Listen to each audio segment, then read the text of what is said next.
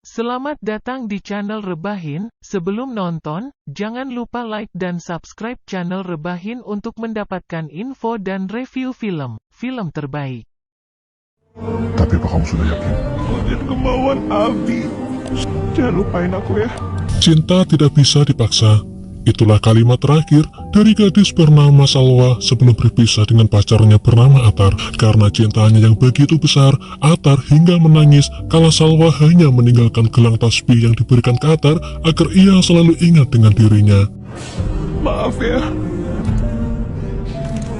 Setelah itu, Salwa pergi bersama calon suaminya yang baru bernama Fahri yang membuat Atar harus bisa menerima kala Salwa memilih dijodohkan oleh abinya atau oleh ayahnya dengan pria yang lebih kaya. Tak lama kemudian, datang gadis sosialita bernama Naya yang kangen dengan kopi di kafe tersebut. Namun karena weekend, semua kursi di kafe itu penuh dan hanya tersisa satu kursi bekas Salwa di depan Atar. Spesialnya jadi Naya di Dantara. Titip canda.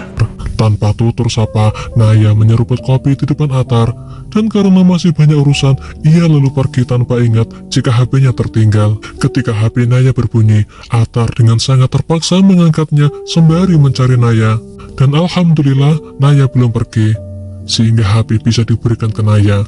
Rupanya telepon tersebut dari rumah sakit yang membuat Naya kaget karena tunangannya bernama Aldo kecelakaan dan kritis di rumah sakit.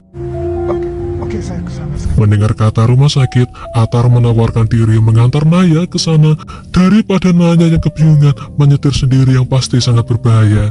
Setiba di rumah sakit, Naya sangat cemas mengingat Aldo yang kondisinya kritis. Selain itu, kini Naya sedang mengandung anak Aldo di rahimnya dan pernikahan sebentar lagi. Tak sengaja, Naya melihat Atar sedang sholat dengan khusyuk yang membuat Naya ingin bisa berdoa untuk keselamatan kekasihnya itu. Namun Naya bingung karena sebagai muslimah, ia tak pernah ingat nama Allah.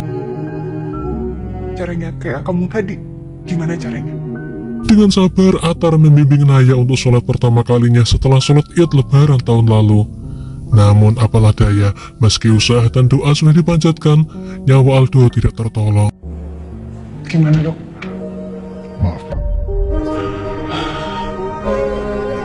Singkat cerita, karena sama-sama single usai ditinggal kekasih, dengan bismillah Atar menikahi Naya semata-mata demi menyelamatkan status bayi Naya yang lahir tanpa ayah. Beberapa jam sebelum akad, Salwa menelpon Atar yang diterima Naya, namun Naya tak peduli Salwa yang mantan pacarnya. 7 tahun berlalu, Atar menikahi Naya dan tinggal di apartemen super mewah.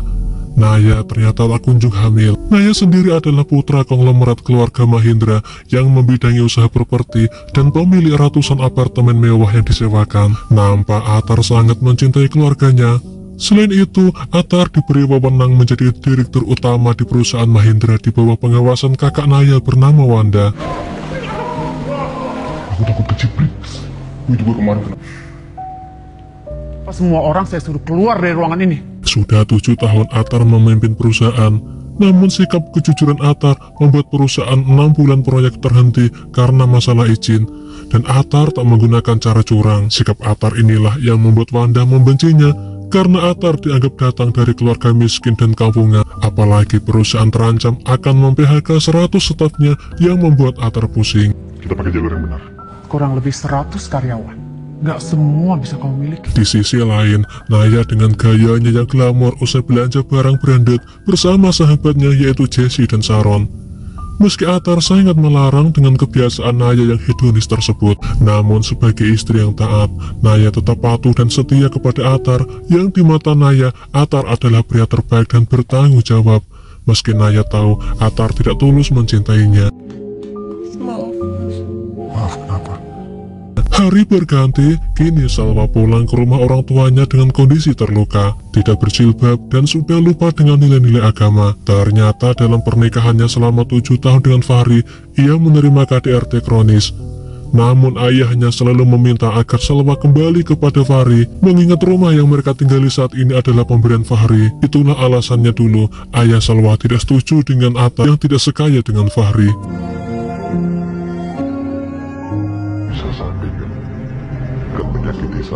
Esoknya, Atar ditemani sahabat sekaligus karyawannya bernama Ardi hendak menuju ruangannya kerja. Namun saat antri di lift, mendadak Ardi melihat Salwa yang membuang kertas ke dalam tong sampah. Setelah Ardi memberitahu Atar, kertas di tong sampah diambil Atar yang membuat Atar cemas, lalu dengan cepat mengejar Salwa dengan posisi lantai Salwa yang diketahui dari nomor lift saat Salwa berhenti. Ternyata Salwa sudah berada di tepi rooftop hendak meloncat dari lantai 15 gedung Mahindra. Beruntung Atar cepat datang dan melihat Salwa. Dengan psikologi yang tertekan, Salwa tidak mau dengar bujukan Atar agar Salwa membatalkan niatnya untuk bunuh diri. Namun ketika Atar berkata jika dirinya masih mencintai Salwa, membuat Salwa luluh dengan perkataan Atar tersebut. Apalagi Atar memperlihatkan gelang peninggalannya. Hidup! Buat apa? Jangan lupain aku. Masih banyak orang yang sayang sama kamu, Sa. Setelah itu, Atar mencoba untuk menenangkan Salwa. Namun Ardi sebagai sahabat sangat tidak setuju.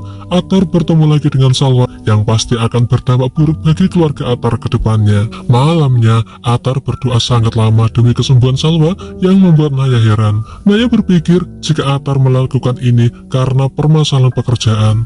Apalagi selama ini Atar selalu menyimpan masalahnya sendiri dengan alasan agar Naya bisa tenang. Ketika Atar pulang kerja, Wanda sudah ada di apartemennya. Usai membelikan mainan untuk Zia, yang Atar selalu mengolor membelikannya untuk Zia dengan berbagai alasan. Mendadak Wanda berkata jika permasalahan kantor yang Atar pimpin perihal terancamnya 100 staf yang akan di PHK.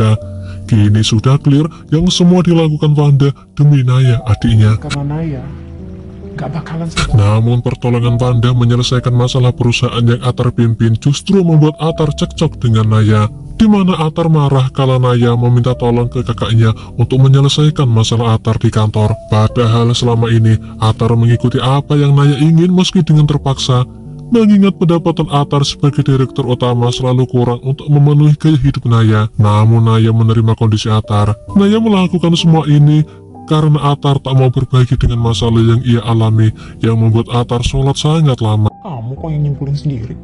Kamu udah pernah nanya belum sama aku? Utusan karyawan kamu kan? Aku minta tolong sama kamu aja. Hingga esoknya, Atar mulai rutin bertemu dengan Salwa di kafe yang ada di gedung tempat Atar bekerja. Atar mulai berjanji tidak akan meninggalkan Salwa lagi. Begitu pula Salwa yang berharap sama dengan Atar. Tak sengaja Wanda melintas dan saat itulah ia melihat Atar berdua dengan Salwa yang membuat Wanda berprasangka buruk kepada adik iparnya tersebut.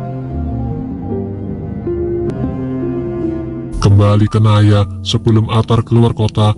Karena ia sangat sayang ke Atar, maka ia membelikan gelang tasbih sebagai pengganti gelang Atar yang hilang. Jangan dilepas ya.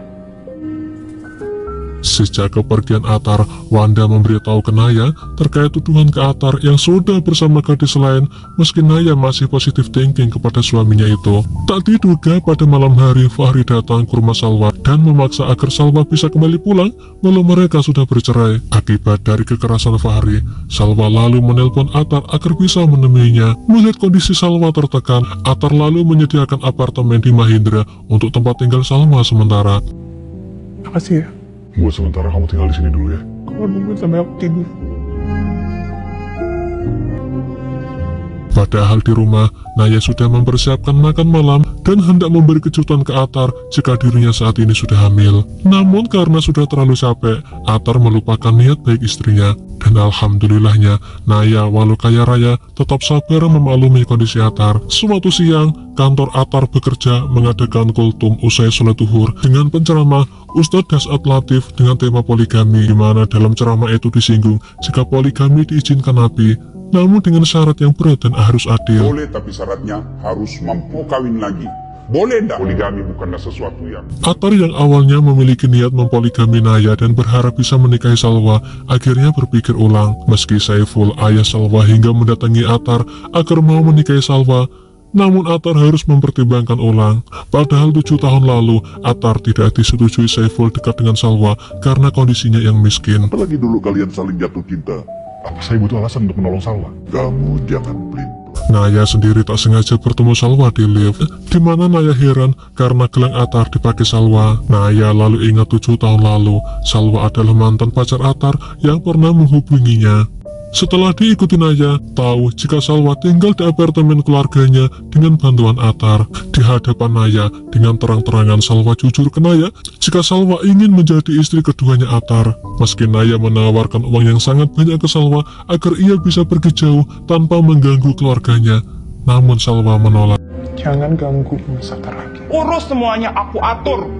Aku bisa biayain hidup kamu di sana. Tapi kamu gak bisa melihat hatinya Atar. Jangan ganggu keluarga. Akhirnya setiba di rumah, Atar disambut Naya dengan banyak pertanyaan. Termasuk pertanyaan kenapa Atar dekat lagi dengan Salwa. Atar menjawab jika ia hanya ingin membantu Salwa dari keterpurukan. Namun karena Naya sadar Atar tak bisa melepaskan Salwa dan cinta Atar gersang ke dirinya, maka Naya meminta agar Atar segera pergi dari rumah dan meninggalkan seluruh harta Naya. Di kamar kita, Mas doain orang lain. Dia depresi karena disiksa sama mantan suaminya. Kamu pernah cinta sama aku. Tolong tinggalin rumah kita. Buat saat ini aku belum bisa ninggalin. Di sisi lain, saat Atar menemui Salwa, seorang pria suruhan Fahri mengawasi Atar dan melaporkannya ke Fahri. Sedangkan ibunya Salwa menasihati Salwa agar jangan sampai Salwa menyakiti wanita lain demi merebut suaminya. Dan pelan-pelan Salwa sedikit terbuka hatinya kembali ke Atar karena ia sudah membuat kecewa Naya. Maka Wanda sang kakak meminta agar Atar segera keluar dari perusahaan Mahendra dan meminta Atar agar bisa menandatangani surat cerai di hadapannya. Selain itu, Naya dan putrinya akan dibawa ke Jerman. Ini adalah salah satu cara Wanda untuk membantu adiknya si Naya agar keluarganya bisa tetap utuh. Ternyata ancaman Wanda membawa Naya dan anaknya ke Jerman membuat Atar gentar dan menolak menandatangani perceraian karena tak bisa jauh dari Naya dan putrinya. Aku butuh waktu, Nay. Kita tinggal serumah tapi hati kamu kebagi dua. Aku bukannya gak bisa ngelawan. Hingga suatu hari, Atar sadar sudah menyakiti Naya. Ia lalu mendatangi Salwa dengan membawa alat sholat agar Salwa kembali soleha. Namun saat Atar pamit terakhir kalinya, mendadak motor dengan kecepatan tinggi melintas dan menabrak Atar di jalan.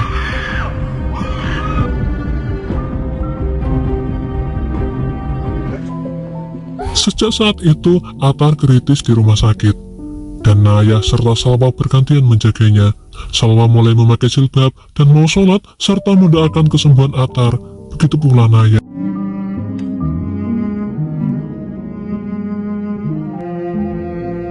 Akhirnya, setelah melewati masa kritis berminggu-minggu, Atar diizinkan pulang ke rumah dan Naya dengan sabar melayani Atar hingga sembuh. Di lain waktu, Salwa menemui Naya.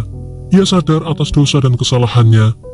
Sejak saat itu, ia berjanji akan pergi jauh dari kehidupan keluarga Naya karena Atar sudah membuka hatinya dan membantu pengobatan Salwa. Salwa sendiri mulai mengajak keluarganya untuk meninggalkan rumah pemberian Fahri dan kembali ke kampung halamannya. Fahri sendiri saat ini sudah tertangkap polisi dengan kasus KDRT kepada Salwa. Hingga suatu hari, tak sengaja Atar melihat makanan tradisional onde-onde yang penuh wijen yang disimpan Naya. Atar lalu ingat jika makanan tersebut dulu ia sering beli untuk kesehatan janin Naya sebelum Atar menikahinya.